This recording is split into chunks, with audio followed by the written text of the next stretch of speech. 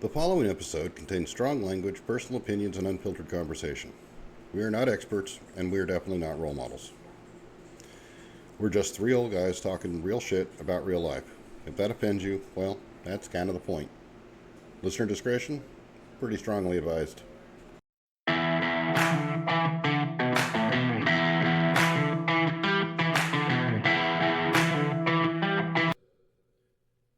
All right. So, hi, all. This is going to be our second actual musical episode. And on this one, we're going to be talking about influential rock Women. musicians, but we're going to be doing the female version. Yeah, female version of this one. And, just point out some good stories and some ones that we think are actually really decent. Over the years, you've got the various ones from the original jazz and blues infusions from Eartha Kitt and Aretha Franklin, Diana Ross. Yeah. The Supremes. Well, yeah, but I mean, Diana Ross was with the Supremes, Yeah, so that's right. it kind of fits in there. But of course, over the years of progression, you ended up with Janis Joplin and Grace Slick from what was it, Jefferson Starship at the Jefferson Airplane was the start of it. Was it Jefferson Airplane Jefferson was the start of Airplane. it? And of course, she was a complete and utter nutbag. Yeah, but she was fun. She was. She had, and I wouldn't say nutbag. I mean, I'm sure that some of those stories that you hear over the years make you question what exactly was going on at the time. Right. Well, you talk about utter nutbags, but the guys, come on, it's the 60s. Look at Jim Morrison. Oh, yeah. No, there were plenty of, but I mean, I'm talking about just losing it at show performances, and she was known for being extremely caustic on tours. Yeah. And there were quite a few people that have come out and said that they would no longer work with Grace Slick at all. She had that temperament. Right. That she didn't necessarily go along with. And of course you had Janis Joplin was very much the same way. I've heard she was pretty volatile. Now she put out great music, and of course she had a very short career. 27 years. She didn't have a 27-year career. She was 27 when she died, though. Yeah, I mean, she had a very short career with a very extended drug addiction. Yeah. And that ended up her career aspects pretty shortly thereafter. Yeah. Could you imagine if she would have actually stuck around and all that? What the music would have been like? Good God. I'm hoping that she would have settled down because, like I said, well, Grace Slick did. Look what she did during the 80s. And, how Jefferson Airplane actually turned into Jefferson Starship and then got bigger and bigger. They definitely got bigger, but like we were discussing before, the songs that they had in the 80s, Nothing's Gonna Stop Us Now, We Built the City, Sarah, they're great songs, and it shows that I mean, there's a convergence Jane, no, it's Jane, not Sarah. My music is Jane. Yeah. But like from White Rabbit, yeah. and their earlier songs where she was definitely that's the power vocal end of it. But we were already discussing how when they were offered up the ability to do the soundtrack for Mannequin, which is where we built the city, nothing's gonna stop us. Grace Slick didn't want to do them. Nope. She thought that wasn't their musical genre. It was very poppy rock for the time, which I mean for the 80s. It was. But that was where you got your popularity. And yeah, of course, exactly. Queen did it. Well, and Kenny Loggins went sky high with that, man. Doing musical soundtracks. Jeez. Well, right. It was the musical soundtracks, and of course that poppier, fancier end of it. Right. And I guess Grace Slick kind of led into that next generation because Stevie Nicks and the Mamas and the Papas and the ones from the 60s and the 70s that were doing the music and had those rock vocals, including Janis Joplin and Pat Benatar and Tina Turner, the people of that generation, which was very heavily music based. Because after they did Mannequin, is when you started having Tina Turner did Mad Max. Yeah, and you had Cyndi Lauper doing Goonies. Well, Pat Benatar with Love of the Battlefield, or it was what song did she do? What was it? Holding Out for a Hero? No, that was Bonnie Tyler. Bonnie Tyler did Philadelphia Hero. Okay, but Bonnie, again, that was Yeah, that was another music. Yeah, and she got really big with that one. but you had those people that were influenced heavily by that initial impulse of taking these actual bands and doing soundtracks, which just expanded their music base. And I think that had a great deal to do with influence. I don't think that. I mean, I'm not going to take away from the fact that Stevie Nicks and the Hart sisters, or the Wilson sisters, yeah. Put the effort in that they put in for the music they had, but to expand their audience and their base, Joan Jett with the movie she did with Michael J. Fox. Yeah, so the Light of Day. Grace Slick and Starship with Mannequin, and I know Bonnie Tyler, Pat Benatar did some songs that were used for soundtracks. I think even Stevie Nicks. I don't know if it was with Stevie Nicks or was it Fleetwood Mac? I don't know if it was with Fleetwood Mac, but I think didn't they do like a song from Legend or one of those along that same basic line? There was. I don't know if it was written for it, but they used the music. Yeah, I don't know. Still spread out. Legend was done by Toto. Some of it, yeah. So of course, there was that influence that got that genre further out there and pushed those people. And of course, anybody that listened to them, then they got into Lita Ford, and Joan Jett, and Doro Pesh. Again, Pat Benatar was huge in the 80s. Warlock was huge, and then Doro went on her own, and Vixen. She's still out there. Vixen, they had a couple good hits. Vixen was out there. Right now, they're still touring. And Not the same original girls, but that all blended from that initialization of Grace Slick and Joan Jett and Tina Pat Turner, Benatar. Pat Benatar. They were the ones that influenced that next generation that brought them up, which brought us into where we're at now with Evan Evans and Amy Lee and Taylor Momsen with Pretty Reckless, Lizzie Hale with Hailstorm, Nightwish. Well, the various different girls. Tara and what is her name? I can't remember. Oh, geez. I just had it in my head. Yeah, I know. And Tara Tungren was like the original one that started with Nightwish. Yeah. And Floor Jensen. Floor Jensen, yeah. Who's taken over, and I don't even know that she's with them anymore at this point. She's touring by herself right now, but Nightwish is still, as they're coming together. There are rumors saying that they're trying to get everybody who was originally involved, like even Annette, the second singer.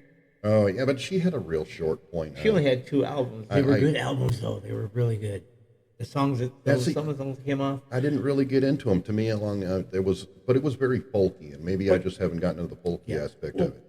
Part of it is because the first album after they fired Tara was so emotional because of everything that was going on. Right. So then all of this is Tomas's writing. Well, and some of that we'll go into further when we do, because I know we're going to do an episode on the Swedish and the Dutch Norwegian type bands that are coming out. Stuff, yeah. But I mean, we kind of need to stay on topic here. Okay. And that's just me going on topic. Why? and no, I get it. And oh, look, shiny. But that's what I'm trying to bring up. This popularity, and then some of the backstory that was involved with it, from that absolute nightmare of a breakup between Lindsey Buckingham and Stevie Nicks, which was, people have asked me about, and we've talked about different stories about that in the past, and just that level of, I guess, like Frank was telling me, or he said that it was a level of pettiness, and I get it. But it's still kind of badass in its own respect. Is okay, you're in this band, and you're dating the lead guitarist, and then you break up, and you write a bunch of songs about the breakup that he now has to play every night and sing, and he's reliving the breakup like on a regular basis. Now, obviously, they've gotten back together and they're doing the Buckingham Nicks. Are they? Yeah, they're that was what came up in my music thing recently is Stevie Nicks and Lindsey Buckingham are back together and they're doing Buckingham Nicks. Ah, okay. So it's no longer with Fleetwood Mac. Fleetwood Mac Yeah. because Mick most Fleetwood and all them, yeah. most of those guys are just they're not able to do their thing. Well, Chrissy anymore. Hines too, man. She's gone. God rest her soul. Come on, you know. Yeah, I mean, and you have to pay heed to those ones that have gone through in the past. So of course they can't do that, and I'm glad that they're able to collaborate and get back together, and they've developed that level. But that's still kind of a badass rock girl story, Right. Of It's like what's it? we've made our career and popularity from these songs. Suck it up and play it, buddy. Yeah, it's the whole meme about what's her name who constantly writes songs about her ex-boyfriends and Taylor Swift. Taylor Swift, Yeah, Taylor and Swift the fact that she's like, oh, then Stevie Nicks wrote these songs about her ex-boyfriend and made him play them. Right. I mean, it's pretty petty. You know, every time you hear that Taylor Swift had a breakup, there's going to be a new album. But you can say the same thing about Adele. Adele, yeah. That was kind of Adele's big thing at the longest time she just went through a breakup. There's another album coming. Yep. Well, that's the whole. That was like the late '80s, early '90s, whatever it was, or the early '90s, mid '90s, or something. It was the '90s. Yeah. Well, everybody was doing it because it was popular. Everybody was so down. Everybody was, oh, I'm so dying, life sucks, and all this other. And all of a sudden, oh, look, we have another song we can play. Yay, you know. Right. And people are like, oh, this person understands me because I feel like broke up with my so and so, and and in that respect, if you want to go off of my opinion of where that desire came from, there's three people I can point out that were big on doing the whole breakup, make it super popular during the late 80s, early 90s, and even into the early 2000s. And you'll be able to figure it out. I mean, obviously Fleetwood Mac, they made almost their entire career on the whole breakup between Buckingham and Nicks. I mean, maybe it wasn't super well known and it wasn't broadcast, but most of those songs stemmed around that breakup. Right. Which, the whole album, the Rumors album, was basically that's all it was. Right, and well, it was about rumors. Yeah. The other one was, Joan Jett. Was yeah. very big on breakup songs. Her and Lita Ford, obviously on different paths, but very much the I'm breaking up, or this is what my boyfriend is doing with me, or this is the guy I'm dating. This is I what hate he's myself doing. for loving you. Kiss Me Deadly. Kiss Me Deadly, yeah. Those are songs about I mean Kiss Me Deadly. I guess fits directly into that. They were very definitely about the travesties their partners were putting them through. But Joan Jett was the primary on that one. And then, of course, the other one wasn't a female singer, although I'm sure he wishes he would be Elton John. Not in the same end of the musical genre. It was still rock, but it was definitely more poppy. It was more, yeah. But Elton John was very much, his 80s and 90s type career was very heavily centered around his breakups and the things that he was going through, which is what made him, he moved to France and bought up his little island, and him and his boyfriend got away from everything so that people would stop picking on it. And I get that, and I understand it, and I give him all the props and the credit in the world for that. Those are the ones that led up and bled into, and there are many bands with female singers that don't necessarily have the popularity of the three that we're about to bring up.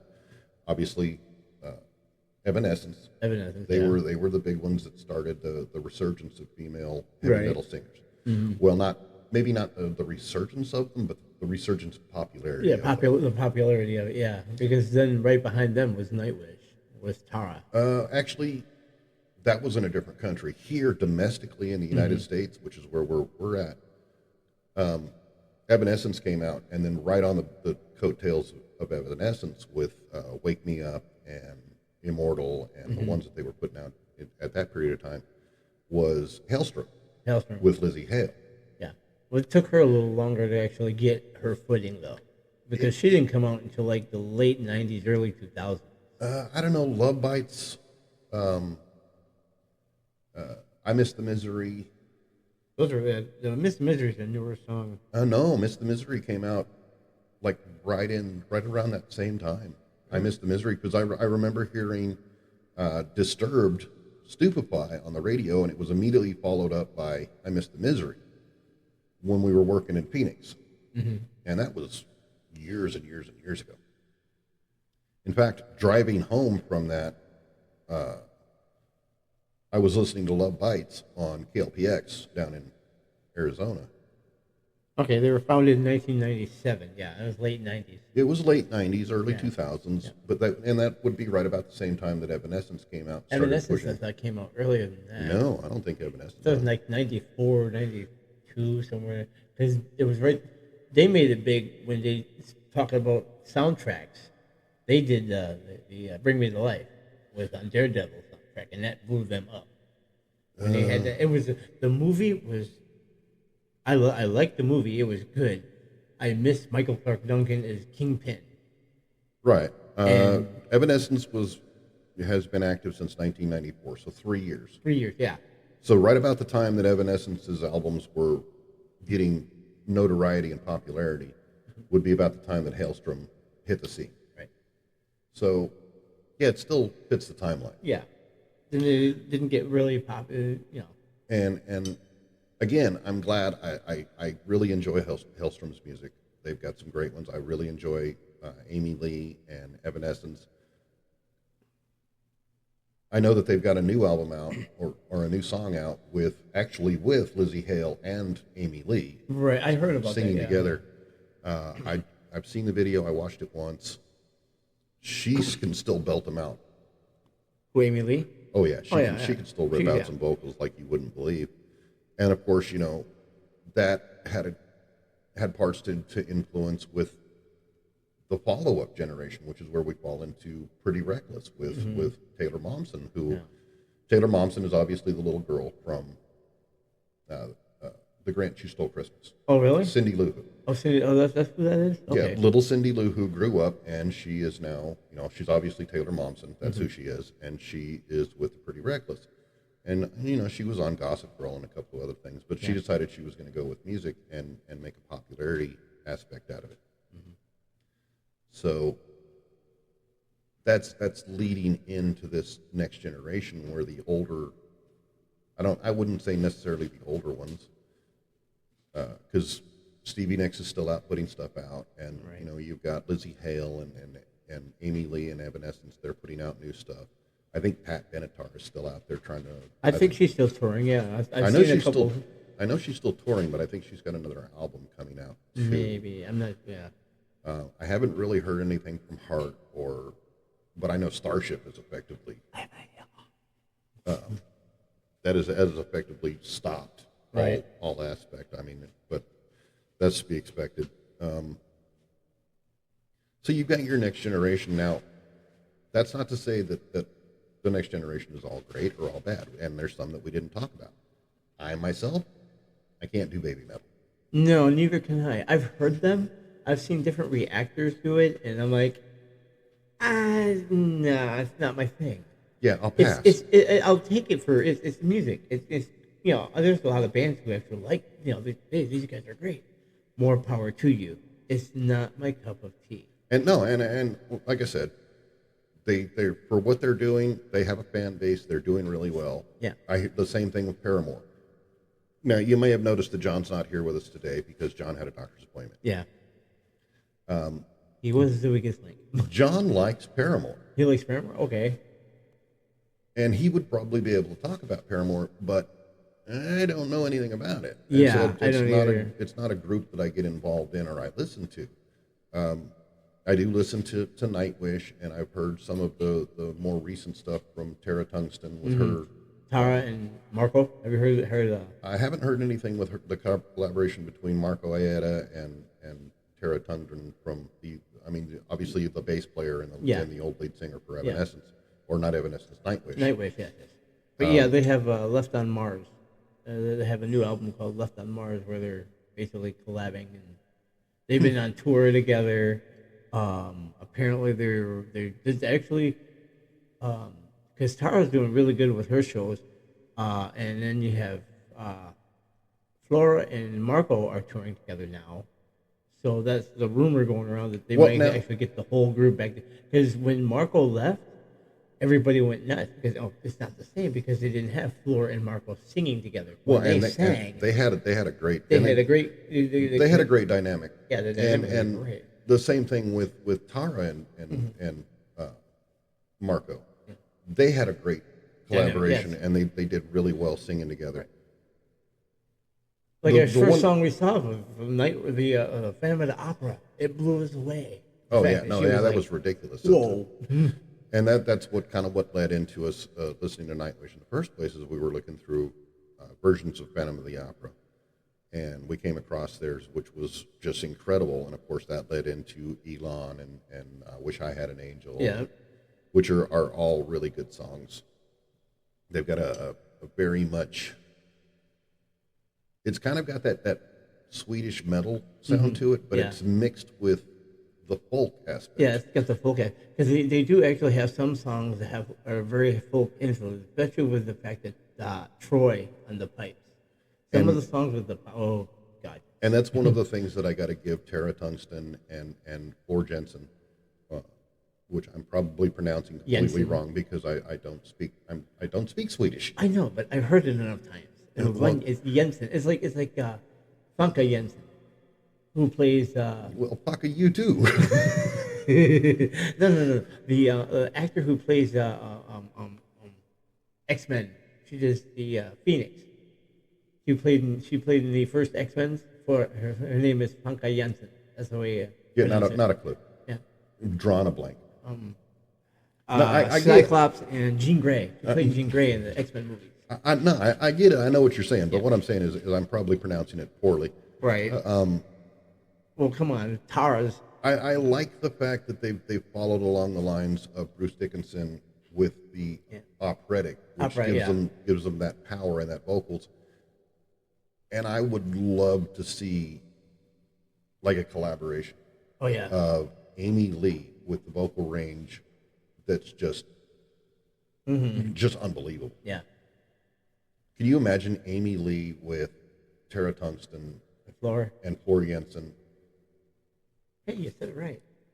and just because I've seen I've seen Tara and Floor together. On videos. they do Over the Hills and Far Away. Yep, Over the Hills Far Away. That was a really good song too. They collaborated on that one, and it worked really well. And of course, the vocal ranges and the tonality changes in that song.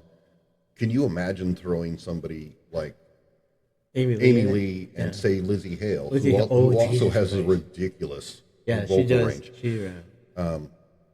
I don't know how well Momsen would fit into that. She's got a good vocal range, but I haven't really heard much in the way where she's hitting notes that will make your dog piss themselves. Yeah. Versus, obviously, Amy Lee has got some notes on some of her songs that Yeah. birds fall out of the sky because the notes are too high. And Pow. and I've heard some from Evanescence, both Tara Tungsten and Floor Jensen, that are just ridiculous. And vocal range. I have a lot of respect for Flora because when she was doing her solo thing, she actually played. Who was it? Metallica asked her to open, do some songs. I've actually seen a video. And she was pregnant. I haven't I was watched. like, whoa. I haven't watched it, but there is a video that's on my playlist on YouTube of Floor Jensen doing what is it? Nothing Else Matters. Is it Nothing Else? I'm not sure.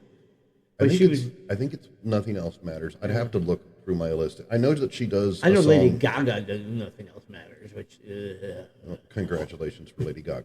yeah, exactly. And again, because of this, Lady Gaga does have her position in this list. Yes, she does. And there are others that are on that. And I would But have it's not my cup of tea. again, it's not. There are some songs that I like of Lady Gaga's. I respect the fact that she took her name from a Queen song. Maybe. I'm not sure that that's No, how that works. that's basically how it worked. She heard the Radio Gaga, and that's how she came up with her stage song. Lady Okay, Gaga. that works. I mean, Yeah. more power to you. And yeah, there are plenty of female.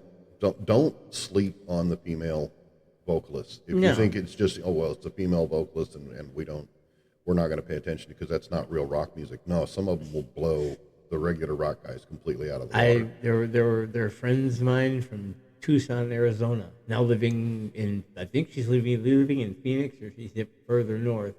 Jeanette. Oh, okay, had some, yeah. She had some damn good vocals. I was helping her out with a couple of her stages and doing her sound for her. I remember when she was doing the Kiss tribute band in Tucson. No, she was doing a Black Label Society tribute. She was with the Kiss tribute band with Tim for a while too, wasn't she? No, she wasn't. No. I think She never did a Kiss thing. She was more into Black Label who Society. was doing the Kiss tribute band with Keith and Tim? Now this is on a Chuck, person. you mean? Yeah. Oh, yeah, Chuck and Keith. Yeah, because it wasn't Tim. Tim wasn't involved in that. I was doing. Well, we were doing, but it was This is personal band stuff from when we were back in Arizona, Yeah.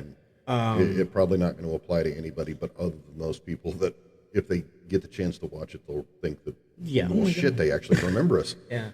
Oh shoot! What was her name? She called herself Paulina Stanley. Yeah, I remember that. Yeah, and I she remember had the that. weird wig, and her husband was the drummer was Eric Carr, or Peter Chris. He was Peter Chris. He was the drummer. Her husband was the Yeah, drummer. I remember And something they had along the line, Toot and Chuck in there with him. was it? Yeah, now Toot Toot and was Chuck. involved in Yeah, that. Toot I was thought Ace that. Frehley. I Yeah. got pictures on my Facebook about it. We're all hanging out together. Yeah, because I remember Wicked Lester. No. Wasted Aces. Wasted Aces. Wasted Aces. That is the name. Wasted Aces. If you guys, anybody sees that, shout out to Wasted Aces, man. They're. I don't know if they're still together or. I haven't seen anything, and of course, I haven't heard anything from Chuck Right. in Yeah, Chuck forever. has been disappeared. I tried to get a hold of him a couple times. Even I see Toot on. See Toot on Facebook from time to time. He's got his own band thing going on. Yeah, I don't follow him on Facebook, so I haven't. And of course, I haven't seen it. Keith hasn't been posting anything in a long time. No, he either. hasn't. No, he was in that the Ozzy Osbourne tribute band that kind of went. Well, I know that they've got their own band. They're Yeah. releasing their own albums. And Oh yeah, stuff. he likes doing his own stuff, so that's his thing. Well, and that was the big thing. If you remember when we first got together and we were playing, he was all about doing the covers and said that everybody needed to do covers, and then we talked for the longest time about, well, why don't we just write our own stuff? Yeah. Well, I like doing the covers. It's fun. It's great. Well, you it know? gives you a baseline to work Yeah. with. And then you come up with your own stuff. It's like, wait a minute, what do we take this rhythm from here? Basically, what all the other musicians did. They take take a little bit of this one and this one, put it together, and see what we got. Right. So sorry we wandered off there for a while, but to get back to the original aspect, Oh, look, shiny. I mean that's effectively what it was. Don't sleep on the female bands. Yeah, There, do there not. are there are, and if you get the chance to go back and listen to some of the old ones and listen to the where the music came from and listen to the progression, you can hear it, and it gives you a lot more respect for not only the musicians for now and their influences, but it also gives you a lot more respect for the influence of people that were able to do such an amazing job that they influenced the next generation. Right. So proper shout out to all Yes. of the female rock guitar or just rock legends. Rock I mean, legend, yeah. in their own aspect. Lita Ford, Joan Jett, Stevie Nicks, Grace Slick. Tina Turner, rest Yeah, in I mean, peace. Whether you want to like them or not, they had a great deal to do with the influencing the Yeah. direction of where music went. You know, everything. You know, Bonnie Tyler. Bonnie Tyler had a great deal to do with influence on just the 80s in Yeah, just general. the '80s. And, yeah. Oh yeah, Bonnie Tyler and yeah, Joan Jett, Bonnie Tyler. Joan Jett obviously had a big Oh, deal to do with Debbie influence. Harry. Debbie Harry was like the biggest. Oh, mid 70s through I would say late 80s, Late 80s, yeah. with Blondie, big massive influence. Uh-huh. And she didn't only just influence. she also did the Rock and Roll movie. Yes, That was a Canadian movie. But it was out. I loved it. It was great. Oh, yeah, Her I mean, vocals, her vocals in it. Oh my god. well, and then the ones that you didn't expect. The mock was played by who was. So I know that the main character was played by Cheap Trick. The lead singer Cheap Trick. Then Mock was what the heck was his name? He's still alive too. He is, but he was more of a like a soft rock folk guy. Yeah. And then he did the movie, and it was very much hard rock. Hard rock, yeah. So it was not. It was not that. Yeah, it was absolutely. It was Lou Reed. Lou Reed. It was Lou Reed. That's not who I expected. No. I would have thought after seeing the movie, the first time I watched the movie, and his look and his style, I thought immediately David Bowie. I thought Iggy Pop. Iggy Pop would have definitely fit in, but not look-wise. Well, also look-wise, I'm like, it's Iggy Pop. Look-wise, definitely David Bowie. And then I heard when he had the white hair. Oh yeah, is definitely the David Bowie look. But when he's all strung out. Oh well, yeah, when he just had the headphones and he was bald, definitely Iggy Pop. Or she can sing, or she can scream, but she still pissed me off. Yeah. Yeah. Now, when I watched the movie, originally, my dad brought it up, and he's like, "This is something you might be interested in." So I watched the movie, and I'm like, "This is actually a really cool movie." Angel's Song. I did everything I could to try to find Angel's Song on Facebook or something, or just because I wanted a recording of it. Yeah, I find it all the time. Yeah. Now, I've seen it several times, but it wasn't until 4 or 5 times later, a buddy of mine in high school was like, so, you know the movie, you've seen it, obviously, and it wasn't a very popular movie. It was definitely... It's an underground movie. An underground type movie. So it was weird for a small town in Arizona to even have anybody else that had watched the movie, much less to come up to me and be like, hey, so I know you've seen the movie. What do you think about Lou Reed playing Mock? And I'm like, the fuck? What do you mean? And I had to go back and I had to rewatch the movie, and I'm like, Lou Reed played Mock. Mm-hmm. What the hell is wrong with this picture? This is not the person who should be in this position. It's just, it's not where your mind went. Yeah. Because at the time, of course, the Lou Reed songs that were out at the time didn't fit into that group. Mm-hmm. Now, of course, rock and roll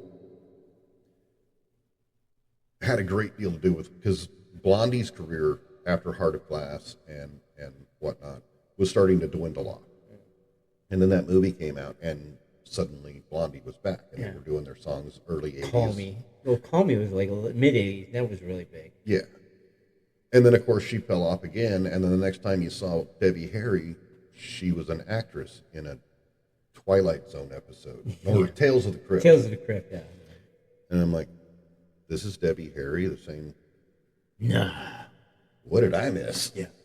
So that was pretty confusing musically era for me, because here I am, this folk singer, somebody that I correlate to Hall & Oates and Huey Lewis, that type of music, is doing rock music, and somebody that I think of as rock is an actress. And this is, of course, before, I realized that Gene Simmons and Ozzy Osbourne had done their own roles in different movies. I was not expecting Debbie Harry to do anything, and definitely not look the way that she did when she came out and did it. So props to Debbie Harry for continuing along and continuing to shock us and surprise us as we go along. So with that, I think we're going to call it a day on this one. We were going to try and record another episode. I gotta get up. I gotta go to bed because I got to work tonight. Well, you've got to go to work tonight. I'm actually going to work tonight too, because it leaves ridiculously o'clock in the morning. Oh God. And of course, I don't want to do more than one episode. It's supposed to be 3 old guys, and one of us is missing. Yeah, one of us is missing. One's sleeping. So, like, share, and subscribe. Tell us what you like. Tell us what you don't like. Give us some feedback. We want some feedback. If you want, there's a link to buy us a copy so that maybe we can get some better equipment. We don't have so many echoes going on in the audio. We've had some issues. I do have a site where I make shirts. That's one of the shirts that I make. Jordan. Oh, Father, he is. Those are on links that are on it. We would appreciate it even if you just check it out. If you want some time to laugh and joke and got some really funny shirts in there. Just read through.